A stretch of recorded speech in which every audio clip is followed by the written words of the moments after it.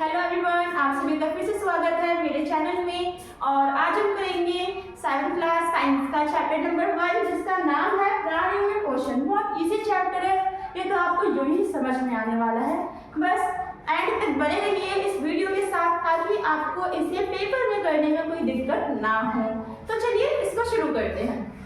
देखिए, पहले हम स्टार्ट कैसे करेंगे? नाम से। ये हमारी क्या है? परंपरा कि जब भी स्टार्टिंग में तो किससे करेंगे? नाम से करना है, ठीक है।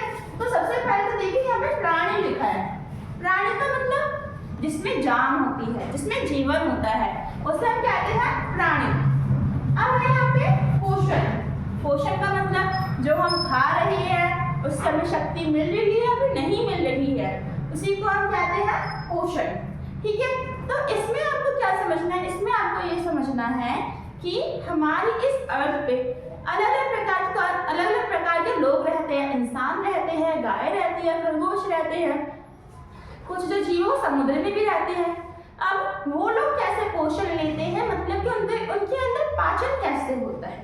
अब आप सोचोगे कि मैम पाचन का मतलब क्या है, तो चलिए जानते हैं। तो देखिए, पाचन का मतलब है जटिल खाद्य पदार्थों का सरल खाद्य पदार्थों में डूबना। मतलब कि आपने दाल रोटी खाई, ठीक है। अब जब आप ये दाल रोटी खा रहे हो तब आपको इसे खाते ही तो एनर्जी नहीं मिलेगी ना। अब जब ये धीरे धीरे करके टूटेगा, जब इसमें से प्रोटीन और जो वसा है, जो कार्बोहाइड्रेट्स है, जब वो आपकी बॉडी लेगी तभी तो आपको मिलेगा प्रोटीन और पोषण। तो यहाँ पे यही बोला है कि जटिल खाद्य पदार्थ, मतलब कि दाल चावल जो खाना खा रहे हैं, ठीक है। ये हमारा क्या हो गया? जटिल खाद्य पदार्थ। अब आपको इसमें जो लेना है वो ले लीजिए। अच्छा, प्रोटीन किसमें सबसे ज्यादा मिलता है? दाल में, ठीक है। तो मैंने यहाँ पे क्या बोला? ये दाल है। अब इसका सरल खाद्य पदार्थों में टूटना, मतलब कि जब ये दाल ली ना, तो अब जब ये हमारे पेट के अंदर गई ना, तो इसके टुकड़े टुकड़े हो गए और जिससे हमें क्या मिला? प्रोटीन मिला। तो इसी को हम कहते हैं पाचन प्रक्रिया। इतना समझ में आ गया? अब हम आगे चलते हैं पाचन तंत्र के आगे। तो देखिए, पाचन तंत्र क्या होता है? मुख गुहिका, ठीक है, ग्रास नली, आमाशय, शुदांत्र, बृहदांत्र और गुदा। अब आप बोलेंगे कि ये सब कुछ है क्या? इसी को हम कहते हैं पाचन तंत्र। मतलब कि हमारे शरीर में भोजन पचाने के लिए बहुत सारे अंग हैं, ठीक है, जिसके नाम यहाँ पे लिखे हैं। तो इन सबसे मिलकर ही क्या बनता है? हमारा पाचन तंत्र मिलकर बनता है। क्लियर हो गया? तो आपको यहाँ पे इनके नाम याद कर लेने, सिंपल सा, मुख गुहिका, ग्रास नली, आमाशय, शुदांत्र, बृहदांत्र, गुदा। तो चलिए अब हम जानते हैं कि पाचन तंत्र के जो अलग अलग जो अंग है ना, वो कैसे भोजन पचाने में काम करते हैं। तो देखिए, सबसे पहले तो समझे अंतग्रहण क्या होता है। अंतग्रहण, आहार को मुख द्वारा अंदर लाना ही हमारा अंतग्रहण कहलाता है। अगर आपने अपना कोई फेवरेट फूड खाया, अब जब आपने उसको अपने मुंह के अंदर डाला तो उसको हम क्या बोलेंगे? अंतग्रहण बोलेंगे। इतना क्लियर? हम देखिए, आपके मुंह के अंदर आपको मेन क्या दिखता है? जीभ और दांत, है ना। और इन दोनों की वजह से हम अच्छे से खाना खा पाते हैं। तो सबसे पहले जानेंगे जीभ। जीभ का काम क्या होता है? सबसे पहले से लाला ग्रंथि होती है। अब आप पूछेंगे ग्रंथि क्या होती है? देखिए, ग्रंथि ना एक जगह होती है हमारे शरीर के अंदर, ही कुछ जगह होती हैं जहाँ से जो आवश्यक जो भी चीजें हैं वो निकलती है, ठीक है, जिसकी वजह से जो हमारा खाना है वो टूटता है। तो यहाँ पे लाला ग्रंथि निकलती है और इसी लाला ग्रंथि के कारण आपके मुंह में जो लार है, लार समझते हैं? जब भी आप कोई यम्मी फूड देखते हो, आपको बहुत अच्छा लगता है, तब आपके मुंह से पानी आता है, तो उसी को हम कहते हैं लार, ठीक है। तो लाला ग्रंथि के कारण क्या निकलती है? लार। अब देखिए, जीभ का क्या क्या काम होता है? स्वाद के लिए और बोलने के लिए।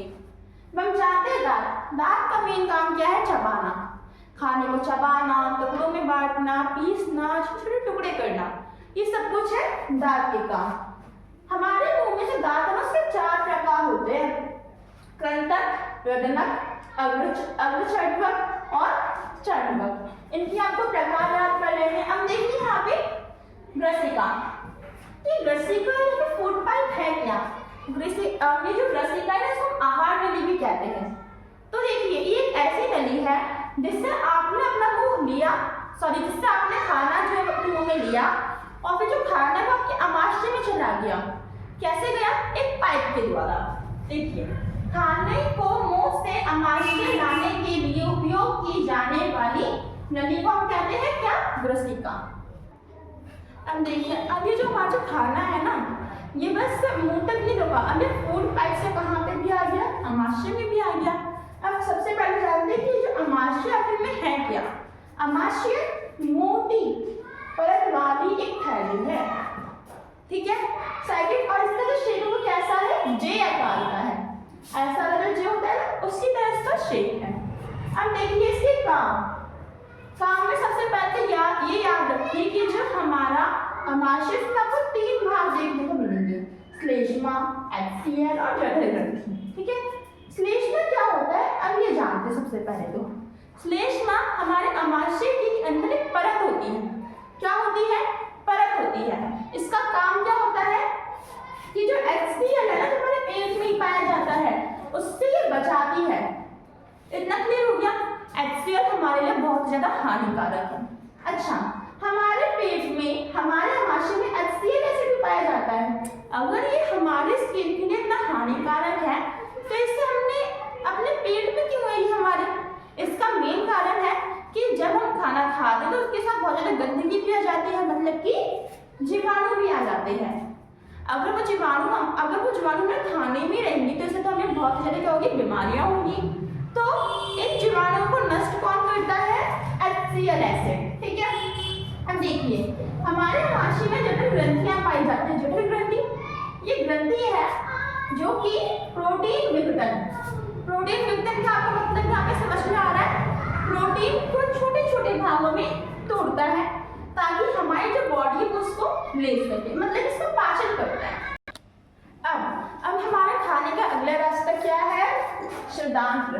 पहले वो अमाशय में खत्म हो गया, अमाशय से वो कहाँ पे आ गया? शुदांत्र में। तो शुदांत्र क्या है? शुदांत्र एक नली है, ठीक है, जिसकी लंबाई क्या है? 7.5 मीटर और ये हमारे पेट की सबसे लंबी नली है। पेपर में आपके इससे क्वेश्चन आता भी है कि हमारे पाचन तंत्र की सबसे लंबी नली कौन सी है? शुदांत्र नली, और इसको हम छोटी आंत भी कहते हैं, ठीक है। अब देखिए, यहाँ पे आपको 2 भाग मिलेंगे। जिस तरीके से हमने पढ़ा था ना कि अमाशय में 3 भाग होते हैं, श्लेष्मा, जठर ग्रंथि, HCl, ऐसे ही इसमें भी यकृत होता है और अग्नाशय होता है। यकृत भूरे रंग की क्या है? ग्रंथि। और हमारे शरीर की सबसे बड़ी ग्रंथि कौन सी है? यकृत। इससे आपका MCQ क्वेश्चन आ सकता है, 1 नंबर का क्वेश्चन, तो इसको अच्छे से याद कर लीजिए। अब देखिए इसका काम क्या होता है ये जानते हैं। तो जो यकृत है ना, इसमें पितरस श्रावण होता है। श्रावण का मतलब इससे पितरस जो है वो निकलता है, ठीक है। और ये कहाँ पे इकट्ठा होता है? पित्ताशय। पित्ताशय क्या है? ये थैली है। अब जब पितरस श्रावण होता है, पित्ताशय में इकट्ठा होता है, हमने जान लिया, लेकिन इसका काम क्या होता है पितरस का? तो ये हमारे पेट में जो वसा है ना, वसा का मतलब जो फैट है, उसका पाचन करता है, ठीक है, उसका विघटन करता है। अब देखिए अग्नाशय, हमारे शुदांत्र में अग्नाशय भी पाया जाता है। ये पीले रंग का होता है। कौन से रंग का? पीले रंग का। इसका काम क्या है? प्रोटीन व कार्बोहाइड्रेट का विघटन। विघटन का मतलब पाचन। इसको ये छोटे छोटे टुकड़ों में तोड़ता है। कौन? अग्नाशय। अब हमें यहाँ पे क्या जानना है कि जो शुदांत्र का अब यहाँ पे रियल काम क्या होता है। देखिए, ये जो वसा है ना, उसको वसा अम्ल में चेंज करता है, कार्बोहाइड्रेट को शर्करा में और प्रोटीन को अमीनो अम्ल में।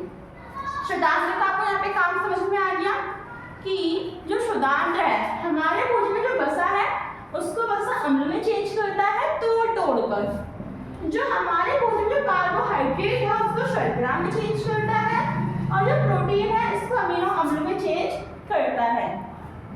अब हम यहाँ पे जानेंगे अवशोषण का मतलब और स्वादीकरण का मतलब।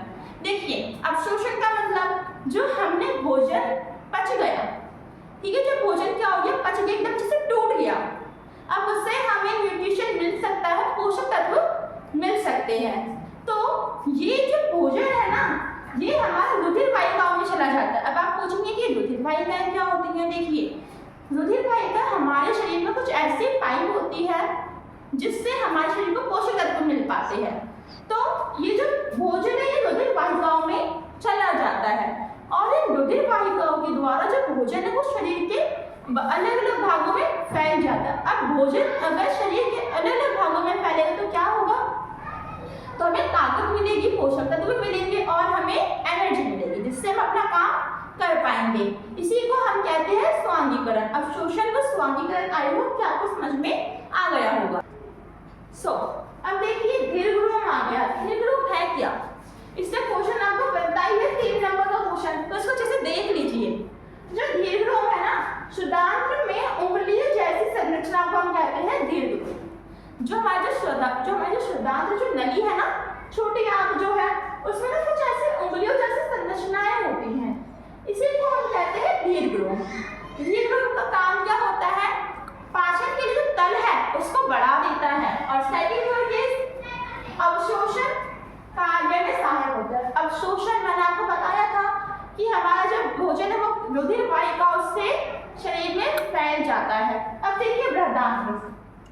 बृहदान्त्र को हम कहते हैं बड़ी आंत। इसकी लंबाई 1.5 ठीक है, लंबी है। अब इसके काम क्या होते हैं ये जान लेते हैं। जल का अवशोषण करता है। हमने खाना भी खाया तो उसके बाद हमने जल भी तो पिया, पानी पिया ना, तो उस पानी को भी तो हमारे शरीर से लगना बहुत ज्यादा क्या है, इंपॉर्टेंट है। तो इसका काम क्या करता है, बृहदान्त्र। और नेक्स्ट क्या है, ये जो भोजन है ना इसको गुदा के पास ले जाता है, ठीक है, और गुदा के पास आने से जो भोजन है उसका निष्कासन हो जाता है। तो इस तरीके से हमारे शरीर में जो भोजन है उसका हमें पोषक तत्व मिल पाते हैं। ये हमने बात की इंसानों की, लेकिन अब हम बात किसकी करेंगे, जानवरों की जो कि घास खाते हैं। अब हमें यहाँ पे किसके बारे में जानना है, घास खाने वाले जानवरों के पोषण, मतलब कि जो जीव क्या खाते हैं, घास खाते हैं। अब आप बताइए कि घास कौन कौन से जीव खाते हैं। इसकी हमारा गाय हो गई, खरगोश हो गए, तो ये लोग क्या खाते हैं, घास खाते हैं। तो देखिए अब हम क्या जाने कि इनमें पोषण कैसे होते हैं। तो यहाँ पे आपको ये वर्ड्स याद रखने हैं जिससे आप पहले जो टॉपिक है वो क्लियर हो जाएगा। सबसे पहला था रुमेन। रुमेन का मतलब जो भोजन है, जो भोजन जीव खाते हैं फिर वो उनके पाचन तंत्र से मतलब कि शरीर के अंदर से फिर से उनके मुंह में आ जाना, और जब वो उसको चबाते हैं तो उसको हम कहते हैं रुमेन। हमारी भाषा में इसे क्या कहते हैं, जुगाली करना। ठीक है, तो ये समझ में आ गया। अब जो जानवर ये रुमेन को उसको कहते हैं रूमिनेंट, मतलब कि जो गाय है वो कौन सी कैटेगरी में आ रही है, रूमिनेंट कैटेगरी में। इतना क्लियर हो गया आपको। अब रुमेन में जो अमाशय कितने भागों में बटा हुआ है, 4 भागों में। अब देखिए जो हर जीव या फिर हम इंसान खुद जितनी भी घास है वो नहीं खा सकते। क्यों, क्योंकि उसमें सेलुलोज होता है और सेलुलोज को पचा पाना कोई आसान बात नहीं है। उसको पचाने के लिए हर जानवर में एक यंत्र होता है, फिर एक हम बोले तो एक स्थान होता है जिसको हम कहते हैं अंधनाल। ठीक है, अब ये जो जानवर है उसमें अंधनाल बृहदान्त्र और शुदान्त्र के बीच पाई जाने वाली थैली है जिसका काम क्या होता है, सेलुलोज को पचाना। इसलिए जब हम खाते हैं, अगर हमने घास खा ली, कच्ची खा ली, तो इससे हम बीमार भी हो सकते हैं। तो आई होप कि आपको समझ में आ गया होगा कि जो गाय है जो वो करती है जुगाली उसको हम कहते हैं रुमेन, और इसकी कैटेगरी रूमिनेंट, और जो अमाशय उसका 4 भागों में बटा हुआ है, और अंधनाल का काम क्या है। ठीक है, अब देखिए आपने इंसान का तो नाम सुना ही होगा जो कि हम खुद है, आपने गाय भी सुने होंगे, खरगोश भी सुने होंगे, लेकिन क्या आपने इस वाले चैप्टर से पहले कभी अमीबा का नाम सुना है। अमीबा जो कि समुद्र में रहता है, और आज हम इसी के बारे में पढ़ेंगे। ठीक है, अमीबा के ना कोई निश्चित आकार नहीं होता, मतलब किसी कोई शेप भी नहीं होती। जैसे कि हमारे ढांचा है ना, हमारा शरीर है, वैसे तो कोई ऐसा शरीर नहीं होता है।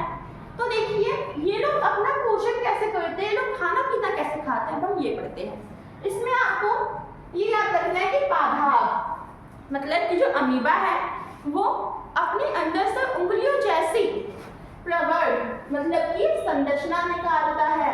इसको हम कहते हैं पादाप, और पादाप का काम क्या होता है? उसे गति करवाना। ठीक है, नेक्स्ट इज और भोजन को पकड़ना, किसका काम होता है? पादाप का। अब इसी के साथ ही अमीबा में खाद्य धाने भी पाई जाती है। आप पूछेंगे कि मैम खाद्य धाने क्या है? देखिए, खाद्य धाने एक ऐसा स्थान होता है अमीबा में जिसमें जो वो खा रहा है खाद्य कण उसमें फंस जाता है, और खाद्य धानी में ही क्या होता है? उस खाने का पाचन होता है, जिसके कारण उसे शक्ति मिल पाती है, और खाद्य धानी से ही निष्कासन भी होता है भोजन का, मतलब कि खाद्य धानी से जो भोजन है वो बाहर भी चला जाता है। मुझे आशा है कि आपको जब वीडियो को समझ में आ गई होगी। अगर आ गई होगी तो लाइक और सब्सक्राइब जरूर करें। अगर आपको नोट्स चाहिए इस वाले चैप्टर की तो वो नीचे डिस्क्रिप्शन में दिए गए हैं। तो thank you for watch our video.